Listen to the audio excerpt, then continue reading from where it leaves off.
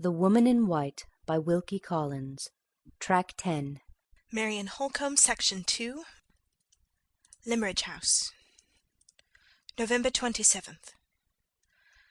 My forebodings are realized. The marriage is fixed for the 22nd of December. The day after we left for Polesdean Lodge, Sir Percival wrote, it seems, to Mr. Fairley, to say that the necessary repairs and alterations in his house in Hampshire would occupy a much longer time in completion than he had originally anticipated.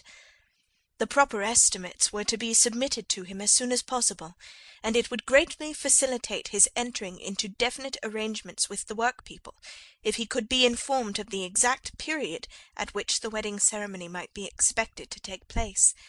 He could then make all his calculations in reference to time, besides writing the necessary apologies to friends who had been engaged to visit him that winter, and who could not, of course, be received when the house was in the hands of workmen.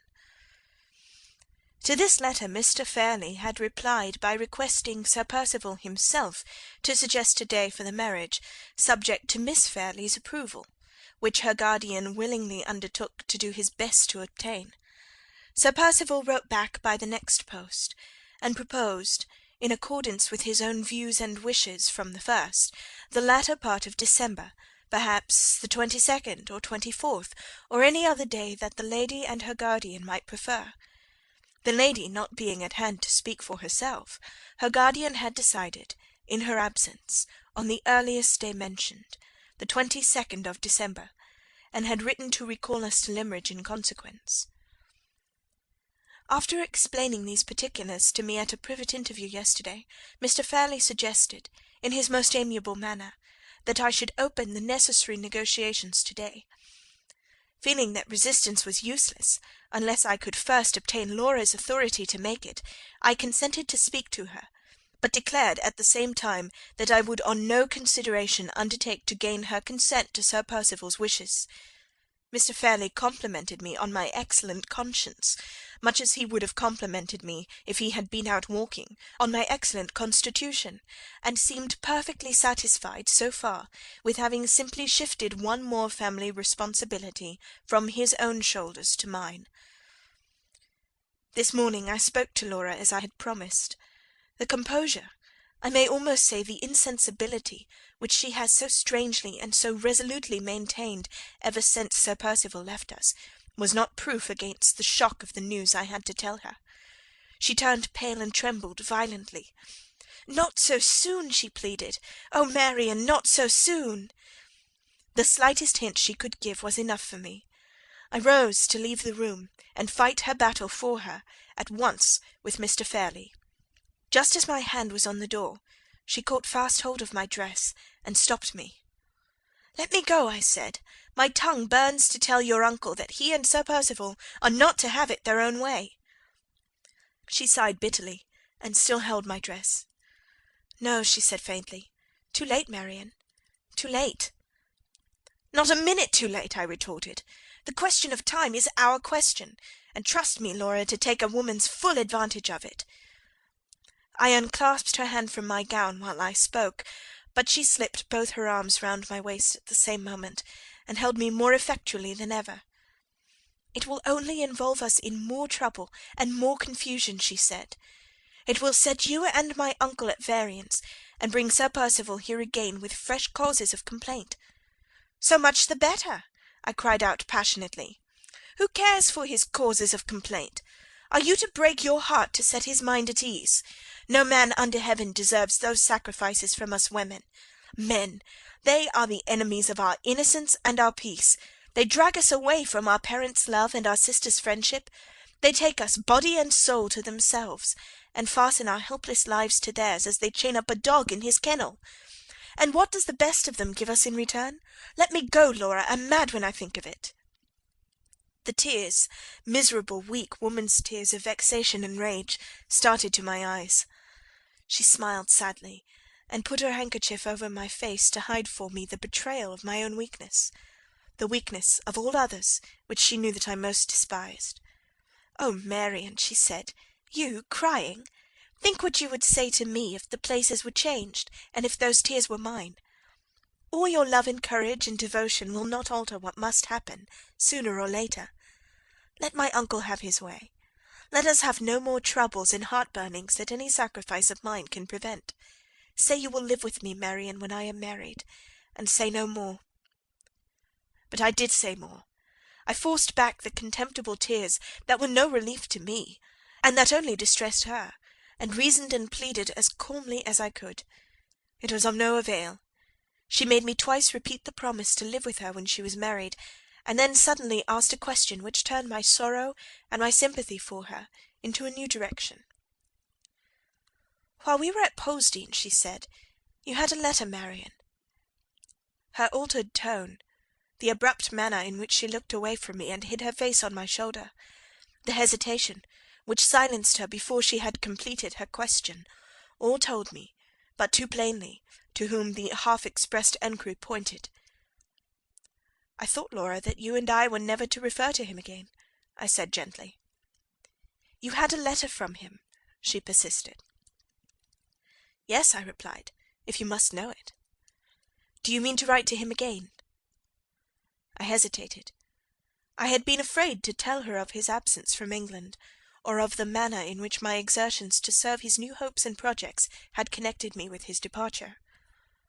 What answer could I make? He was gone where no letters could reach him for months, perhaps for years to come. "Suppose I do mean to write him again," I said at last. "What then, Laura?" Her cheek grew burning hot against my neck, and her arms trembled and tightened round me. "Don't tell him about the 22nd, she whispered. "Promise, Marian, pray promise you will not even mention my name to him when you write next." I gave the promise. No words can say how sorrowfully I gave it. She instantly took her arm from my waist, walked away to the window, and stood looking out with her back to me. After a moment she spoke once more, but without turning round, without allowing me to catch the smallest glimpse of her face. "Are you going to my uncle's room?" she asked. "Will you say that I consent to whatever arrangement he may think best? Never mind leaving me, Marian. I shall be better alone for a little while." I went out. If, as soon as I got into the passage, I could have transported Mr. Fairley and Sir Percival Glyde to the uttermost ends of the earth by lifting one of my fingers, that finger would have been raised without an instant's hesitation. For once my unhappy temper now stood my friend. I should have broken down altogether, and burst into a violent fit of crying, if my tears had not all been burnt up by the heat of my anger. As it was, I dashed into Mr. Fairley's room, called to him as harshly as possible, "Laura consents to the 22nd," and dashed out again, without waiting for a word of answer. I banged the door after me, and I hope I shattered Mr. Fairley's nervous system for the rest of the day. 28th. This morning I read poor Hartright's farewell letter over again, a doubt having crossed my mind since yesterday whether I am acting wisely in concealing the fact of his departure from Laura. On reflection, I still think I am right. The allusions in his letter to the preparations made for the expedition to Central America all show that the leaders of it know it to be dangerous. If the discovery of this makes me uneasy, what would it make her? It is bad enough to feel that his departure has deprived us of the friend of all others to whose devotion we could trust in the hour of need, if ever that hour comes and finds us helpless. But it is far worse to know that he has gone from us, to face the perils of a bad climate, a wild country, and a disturbed population. Surely it would be cruel candour to tell Laura this without a pressing and positive necessity for it. I almost doubt whether I ought not to go a step further, and burn the letter at once, for fear of its one day falling into the wrong hands. It not only refers to Laura in terms which ought to remain a secret for ever between the writer and me, but it reiterates his suspicion, so obstinate, so unaccountable, and so alarming, that he has been secretly watched since he left Limmeridge. He declares that he saw the faces of the two strange men who followed him about the streets of London, watching him among the crowd which gathered at Liverpool to see the expedition embark, and he positively asserts that he heard the name of Anne Catherick pronounced behind him as he got into the boat. His own words are, These events have a meaning. These events must lead to a result. The mystery of Anne Catherick is not cleared up yet. She may never cross my path again, but if she ever crosses yours, make better use of the opportunity, Miss Halcombe, than I made of it. I speak on strong conviction. I entreat you to remember what I say." These are his own expressions. There is no danger of my forgetting them. My memory is only too ready to dwell on any words of Hartright's that refer to Anne Catherick. But there is danger in my keeping the letter. The merest accident might place it at the mercy of strangers. I may fall ill. I may die.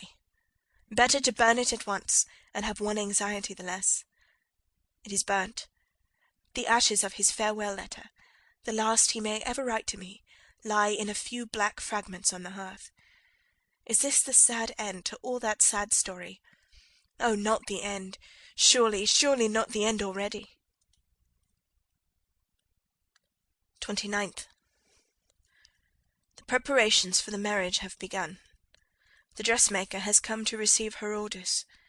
Laura is perfectly impassive, perfectly careless about the question of all others in which a woman's personal interests are most closely bound up. She has left it all to the dressmaker and to me.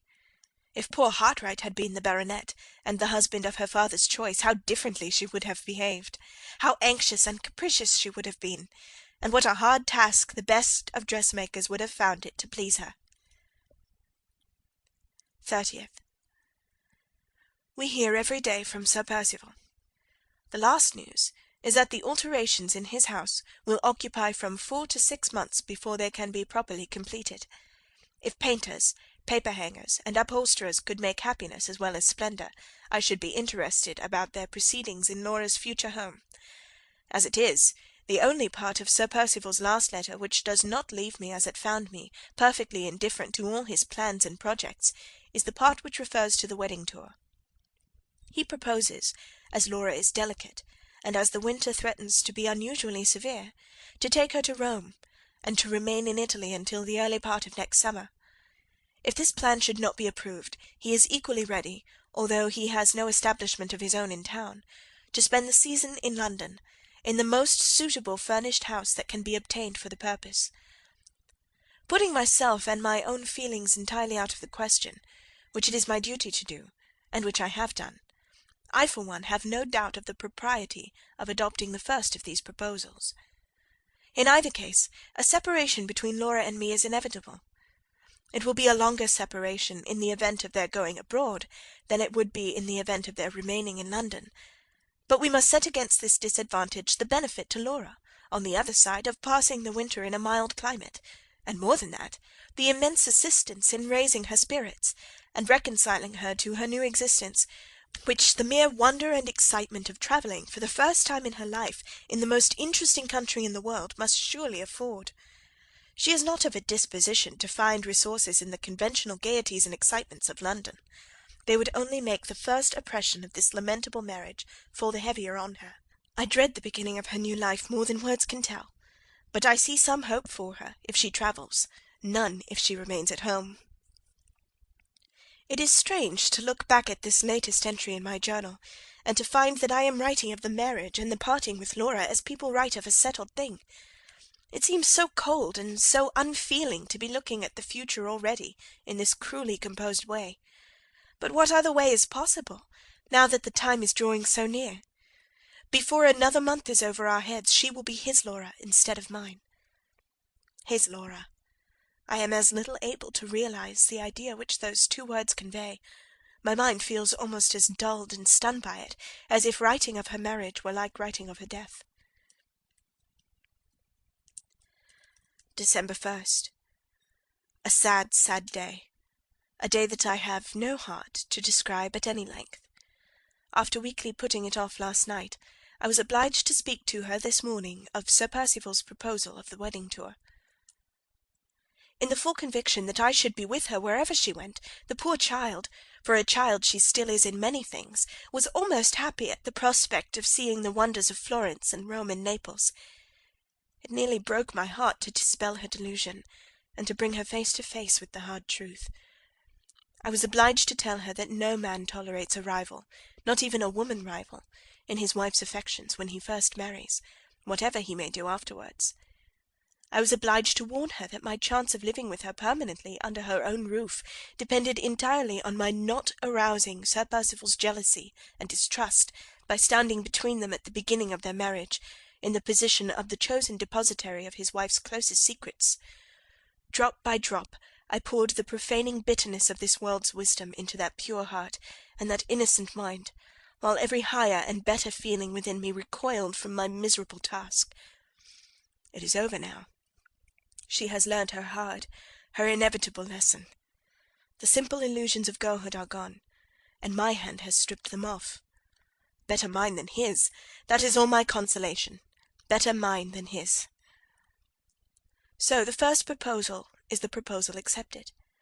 They are to go to Italy, and I am to arrange, with Sir Percival's permission, for meeting them and staying with them when they return to England. In other words, I am to ask a personal favour, for the first time in my life, and to ask it of the man of all others to whom I least desire to owe a serious obligation of any kind.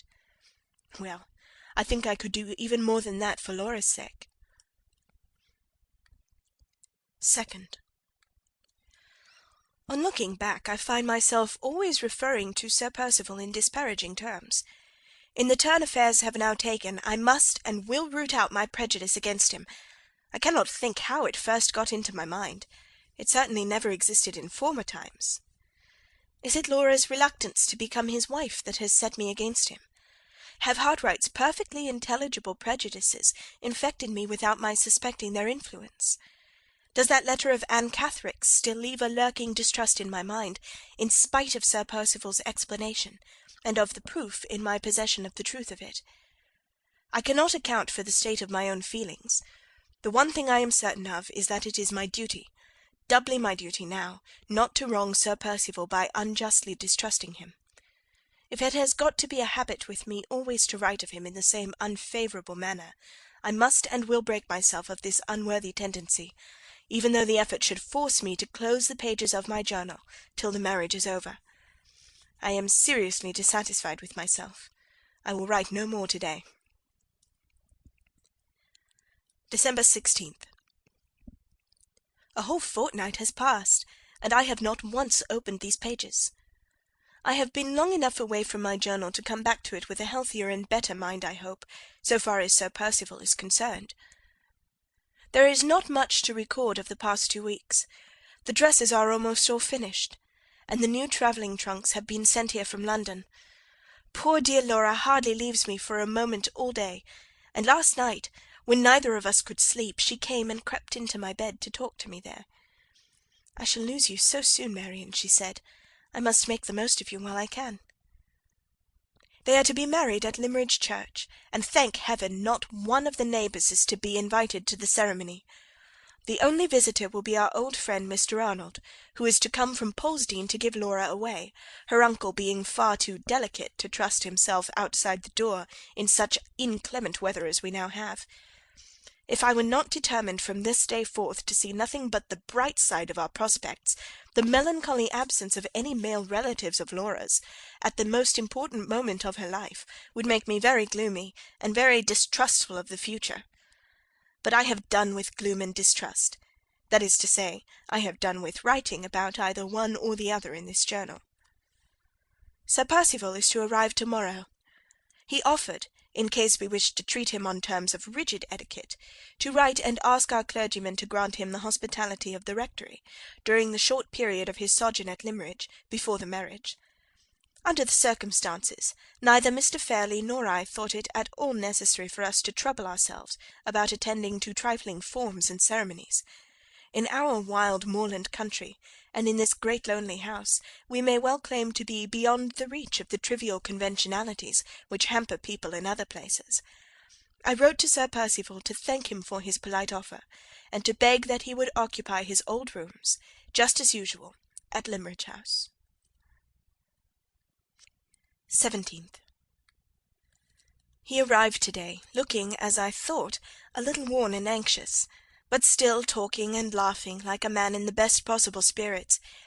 He brought with him some really beautiful presents and jewellery, which Laura received with her best grace, and outwardly at least, with perfect self-possession. The only sign I can detect of the struggle it must cost her to preserve appearances at this trying time expresses itself in a sudden unwillingness, on her part, ever to be left alone. Instead of retreating to her own room as usual, she seems to dread going there.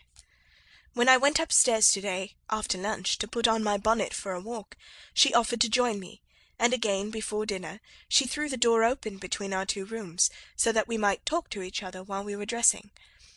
"Keep me always doing something," she said. "Keep me always in company with somebody.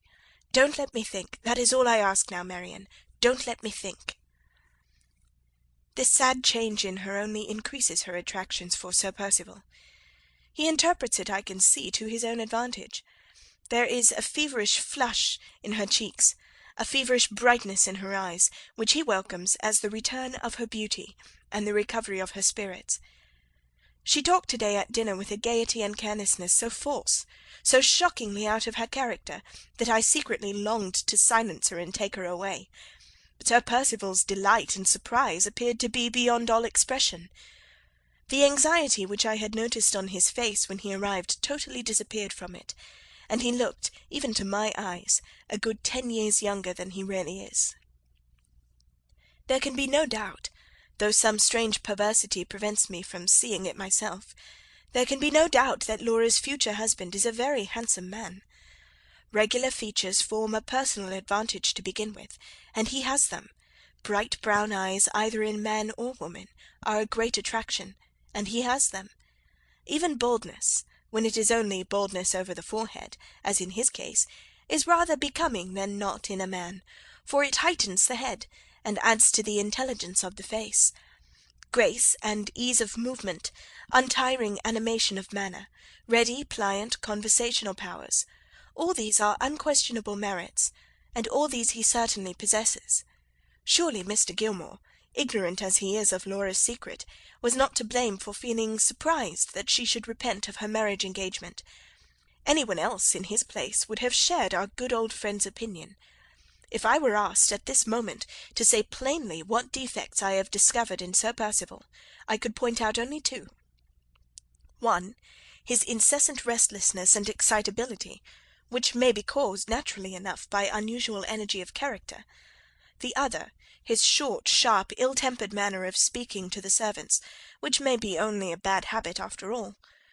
No, I cannot dispute it, and I will not dispute it. Sir Percival is a very handsome and a very agreeable man. There, I've written it down at last, and I'm glad it's over. 18th. Feeling weary and depressed this morning, I left Laura with Mrs. Vesey, and went out alone for one of my brisk midday walks, which I have discontinued too much of late. I took the dry, airy road over the moor that led to Todd's Corner. After having been out half an hour, I was excessively surprised to see Sir Percival approaching me from the direction of the farm. He was walking rapidly, swinging his stick, his head erect as usual, and his shooting jacket flying openly in the wind. When we met, he did not wait for me to ask any questions. He told me at once that he had been to the farm, to inquire if Mr. or Mrs. Todd had received any tidings, since his last visit to Limmeridge, of Anne Catherick. "You found, of course, that they had heard nothing?" I said. "Nothing whatever," he replied. "I begin to be seriously afraid that we have lost her. Do you happen to know," he continued, looking me in the face very attentively, "if the artist, Mr. Hartright, is in a position to give us any further information?" "He has neither heard of her nor seen her since he left Cumberland," I answered. "Very sad," said Sir Percival, speaking like a man who was disappointed, and yet, oddly enough, looking at the same time like a man who was relieved. "It is impossible to say what misfortunes may not have happened to the miserable creature. I am inexpressibly annoyed at the failure of all my efforts to restore her to the care and protection which she so urgently needs." This time he looked really annoyed. I said a few sympathizing words, and we then talked of other subjects on our way back to the house. Surely my chance meeting with him on the moor has disclosed another favourable trait in his character. Surely it was singularly considerate and unselfish of him to think of Anne Catherick on the eve of his marriage, and to go all the way to Todd's Corner to make enquiries about her, when he might have passed the time so much more agreeably in Laura's society. Considering that he can only have acted from motives of pure charity, his conduct, under the circumstances, shows unusual good feeling, and deserves extraordinary praise. Well, I give him extraordinary praise, and there's an end of it. 19th. More discoveries in the inexhaustible mine of Sir Percival's virtues. To-day I approached the subject of my proposed sojourn under his wife's roof when he brings her back to England. I had hardly dropped my first hint in this direction before he caught me warmly by the hand, and said I had made the very offer to him which he had been on his side most anxious to make to me. I was the companion of all others whom he most sincerely longed to secure for his wife, and he begged me to believe that I had conferred a lasting favour on him, by making the proposal to live with Laura after her marriage, exactly as I had always lived with her before it. When I had thanked him in her name and mine for his considerate kindness to both of us, we passed next to the subject of his wedding tour, and began to talk of the English society in Rome to which Laura was to be introduced. He ran over the names of several friends whom he expected to meet abroad this winter. They were all English as well as I can remember. The one exception was Count Fosco. The mention of the Count's name, and the discovery that he and his wife are likely to meet the bride and bridegroom on the Continent, puts Laura's marriage for the first time in a distinctly favourable light. It is likely to be the means of healing a family feud. Hitherto Madame Fosco has chosen to forget her obligations as Laura's aunt out of sheer spite against the late Mr. Fairley for his conduct in the affair of the legacy. Now, however, she can persist in this course of conduct no longer. Sir Percival and Count Fosco are old and fast friends, and their wives will have no choice but to meet on civil terms. Madame Fosco, in her maiden days, was one of the most impertinent women I ever met with, capricious, exacting, and vain to the last degree of absurdity. If her husband has succeeded in bringing her to her senses, he deserves the gratitude of every member of the family, and he may have mine to begin with. I am becoming anxious to know the Count. He is the most intimate friend of Laura's husband, and in that capacity he excites my strongest interest. Neither Laura nor I have ever seen him. All I know of him is that his accidental presence years ago on the steps of the Trinita del Monte at Rome assisted Sir Percival's escape from robbery and assassination at the critical moment when he was wounded in the hand, and might the next moment have been wounded in the heart. I remember also that at the time of the late Mr. Fairley's absurd objections to his sister's marriage, the Count wrote him a very temperate and sensible letter on the subject, which I am ashamed to say remained unanswered. This is all I know of Sir Percival's friend. I wonder if he will ever come to England. I wonder if I shall like him. My pen is running away into mere speculation. Let me return to sober matter of fact. It is certain that Sir Percival's reception of my venturesome proposal to live with his wife was more than kind. It was almost affectionate. I am sure Laura's husband will have no reason to complain of me, if I can only go on as I have begun. I have already declared him to be handsome, agreeable, full of good feeling towards the unfortunate, and full of affectionate kindness towards me. Really, I hardly know myself again in my new character of Sir Percival's warmest friend. 20th. I hate Sir Percival. I flatly deny his good looks. I consider him to be eminently ill-tempered and disagreeable, and totally wanting in kindness and good feeling. Last night the cards for the married couple were sent home. Laura opened the packet, and saw her future name in print for the first time. Sir Percival looked over her shoulder familiarly at the new card which had already transformed Miss Fairley into Lady Glyde, smiled with the most odious self-complacency, and whispered something in her ear. I don't know what it was. Laura has refused to tell me, but I saw her face turn to such a deadly whiteness that I thought she would have fainted. He took no notice of the change. He seemed to be barbarously unconscious that he had said anything to pain her. All my old feelings of hostility towards him revived on the instant, and all the hours that have passed since then have done nothing to dissipate them. I am more unreasonable and more unjust than ever. In 3 words, how glibly my pen writes them, in 3 words, I hate him. 21st. Have the anxieties of this anxious time shaken me a little at last? I have been writing for the last few days in a tone of levity which heaven knows is far from my heart, and which it has rather shocked me to discover on looking back at the entries in my journal. Perhaps I may have caught the feverish excitement of Laura's spirits for the last week. If so, the fit has already passed away from me, and has left me in a very strange state of mind. A persistent idea has been forcing itself on my attention ever since last night, that something will yet happen to prevent the marriage. What has produced this singular fancy? Is it the indirect result of my apprehensions for Laura's future, or has it been unconsciously suggested to me by the increasing restlessness and irritability which I have certainly observed in Sir Percival's manner as the wedding day grows nearer and nearer? Impossible to say.